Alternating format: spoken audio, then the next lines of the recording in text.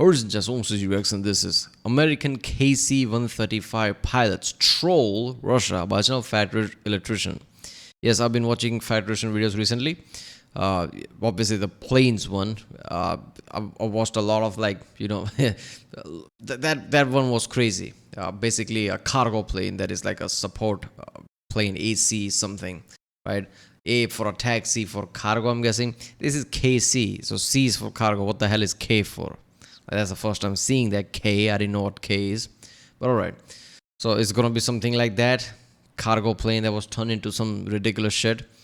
So yeah, okay. I'm surprised that he hasn't made a detailed videos about F-22. I know there's a video about F-22 and versus F-4 or something, that incident, but yeah, he hasn't made. I don't think he has made F-35 video. He hasn't made F-22. It's like yeah, but yeah. This is gonna be interesting. So yeah.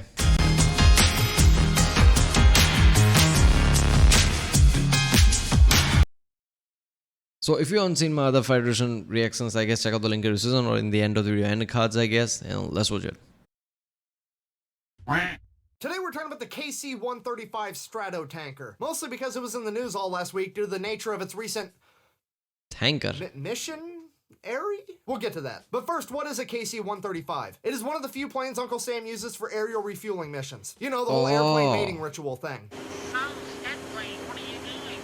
And then 9 months later, an XF-85 Goblin is born. Anyways, this aircraft is quite literally a flying gas station. And that's not me exaggerating. Your average gas station can hold 30 to 40,000 gallons of fuel at it. The KC-135 can carry 33,000 gallons of fuel, or 200,000 pounds worth, all while traveling at a max speed of 580 miles an hour, which is awfully fast for a plane referred to as the tanker toad. But that nickname actually has nothing to do with its speed. You see, back during the Cold War, there was a mission known as Operation Chrome Dome. Basically, B-52 bombers would be doing hot laps around Alaska and Canada 24/7 all day, every day for years. This was a precautionary measure in case there was a nuclear attack from the Soviet Union. In the unfortunate event that did happen, the B-52s would then take off directly towards the Soviet Union to return the favor. This is known as mutually assured destruction. Thankfully, it never happened. However, it was a KC-135's job to meet up with the B-52s on the way there and refuel them, giving them enough fuel for their one-way mission. And the KC-135 was expected to give all 200,000 pounds of fuel to the B-52s, leaving none for itself. The crew was then expected to crash land the plane in the ocean or in Siberia, giving the crew virtually no chance of survival, thus the nickname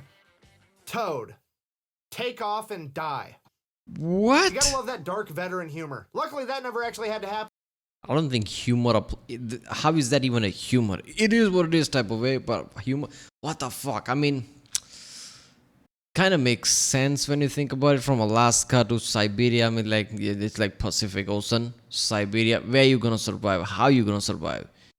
Even if you take like parachute off, there you go in the ocean. Oh, there you go in Siberia. Like, what you gonna do now, right?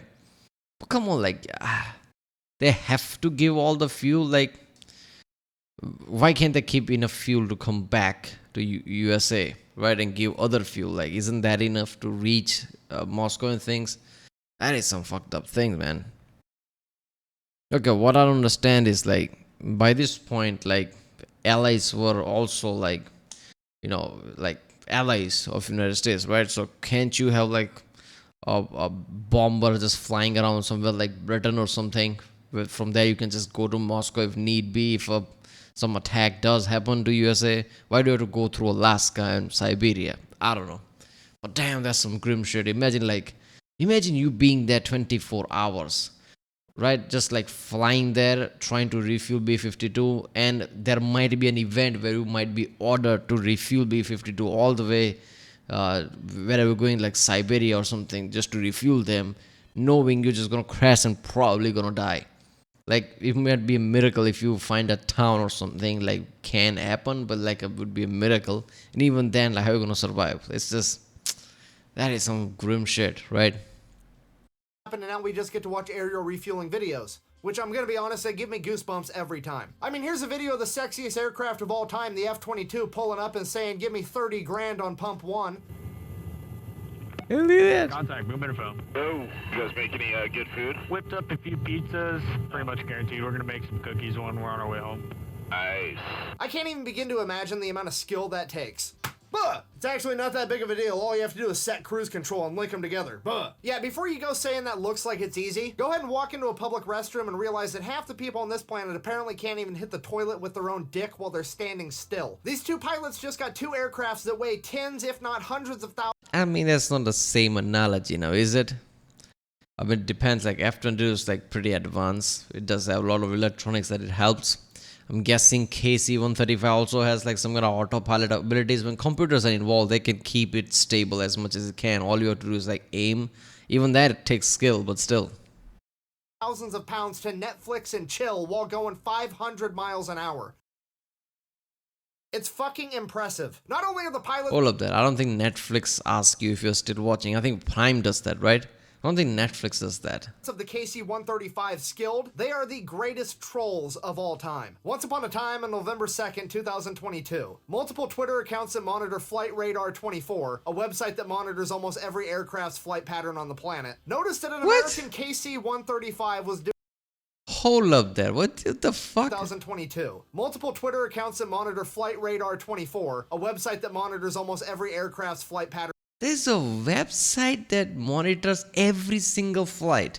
First of all, how the fuck they have like authority or even like access to monitor a military thing like a Air Force data? How would they get that? Isn't that supposed to be classified? Like, why would they need to know like where KC-135 is and how would they like? That's a scary shit if they can just pull like just anybody can like, oh, there's KC-135. You're not supposed to know that. On the planet, noticed that an American KC-135 was doing a penis-shaped flight pattern directly off the coast of Syria with the tip of the penis pointed directly at a Russian base. Gotta set a tone. This might actually be the most expensive go fuck yourself of all time. And the best part is this isn't even the first time it's happened. In 2017, naval pilots did this off the coast of Washington. I'm just gonna level with you, this is a use of my tax dollars that I approve of. In conclusion, universal healthcare would be pretty cool. Wasn't that guy in a trouble that did that Washington thing? That was a long time ago. I'm pretty sure I remember like obviously he would get in trouble, but what level of trouble did he get into? Did he got court-martialed or something? This universal unhealthcare stuff can be pretty fucking hilarious at times. Thanks for watching. Best way to support the channel is go buy some merch at thefatelectrician.com. Quack bang out. I like how it basically just in this whole video is like 3.5 minute, like 3.25, whatever, 3.5 minute video. All he just said in the video, like, okay, they just made a penis shape, but most of the video was just like giving you background. That's what I like about Fat Electrician. He just sets the stage. Like, what is KC-135, what is it supposed to do, how it's all, like, he just sets the stage, and then so they did that, just so you can feel it, rather than just like talking about the event. A lot of time, Fat Electrician does that. He doesn't just talk about the event, first he sets the stage, so you can really understand the situation. That's awesome. So like, I don't know still, like K stands for K, what kerosene, what is K? I get it's like for fuel thing, but yeah, K, I don't know. So these are the planes that refueling planes, I guess, which holds a lot of fuel. Cargo planes, so obviously they would have like a lot of space to, I still don't get that. Like, okay, a plane can have like few tankers for itself to fly a certain distance, but cargo plane has like a massive cargo space which you can fill up for fuel, like a tanker. Basically it's a tanker, right? So wouldn't they have like just enough fuel to go back as well, even if they gave like 190+% of the fuel to like B-52 or something? Why did they design this plane just right so they can only give all the fuel before they like crash? I don't know. It feels like they could have made some modifications so they have just fuel to at least circle back at safe space. I don't know. But that's like Toad thing is just insane. Obviously that never happened, but yeah, just like people. Then again, like with the Castle Bravo and Tsar Bomba, there was always a risk that person who drops the bomb probably gonna die. They didn't like in the testing, but there's always a chance because that was like so devastating. So yeah, there's that. Alright, well, that was American KC-135 pilots troll Russia by channel The Fat Electrician.